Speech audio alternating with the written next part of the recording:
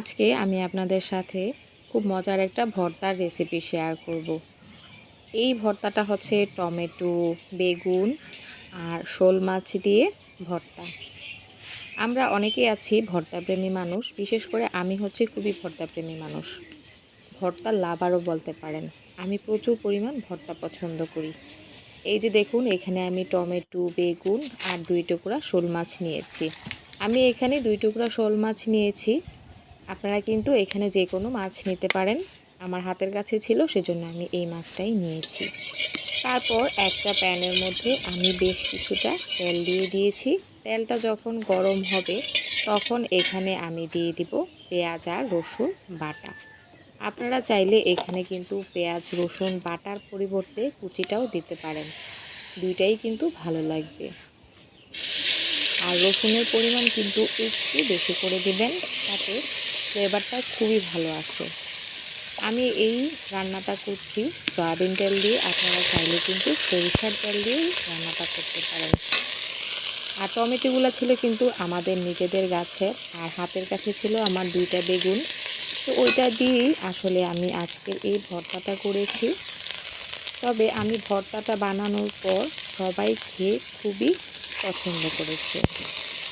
আপনারাও আমার এই ভর্তাটা দেখে ট্রাই করে দেখবেন এটা খেতে কতটা ভালো হয়, আর দেখবেন সবাই আপনার প্রশংসা করতে বাধ্য হবে। তারপর এখানে আমি টমেটোগুলোকে ছোট ছোট করে কেটে নিয়েছি আর দিয়েছি হচ্ছে বেগুনগুলো।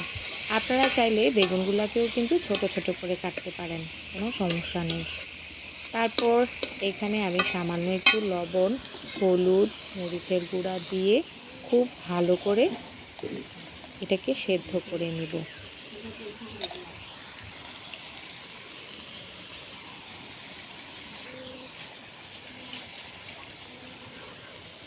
এখানে কিন্তু আমি কোনো রকম ধনে গুঁড়া বা জিরা গুঁড়া দিইনি, কারণ এটা খেতে এমনিতেই ভালো লাগে। আর এটাতে যদি খুব বেশি একটা মশলা দেওয়া হয় তাহলে এটার যে একটা সুন্দর ফ্লেভার সেটাই কিন্তু নষ্ট হয়ে যাবে। এই তো আমি কিন্তু এটাকে ঢাকনা দিয়ে বেশ অনেকটা সময় ধরে এটাকে কষিয়ে নিব। এটাতে কিন্তু এক্সট্রা করে পানি দেওয়া লাগবে না, কারণ টমেটো থেকে কিন্তু এমনিতেই পানি উঠবে।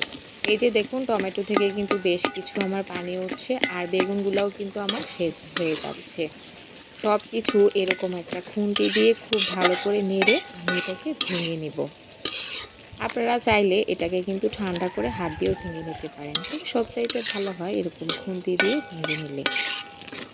তারপর এই যে দেখুন, আমার কিন্তু একেবারে হয়ে গিয়েছে। আমি এটাকে একেবারে মিহিন করে ফেলেছি।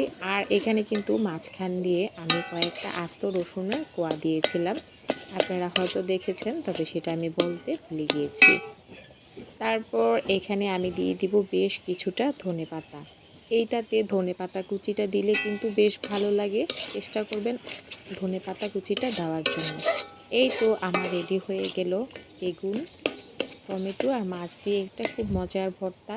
এই গরমে দুপুরের ভাতের সাথে কিন্তু একেবারেই জমে যাবে। তো কেমন হয়েছে আমার এই আজকের ভর্তাটা অবশ্যই কমেন্ট করে জানাবেন। যদি ভালো লেগে থাকে প্লিজ একটা ফলো বা সাবস্ক্রাইব করে রাখবেন।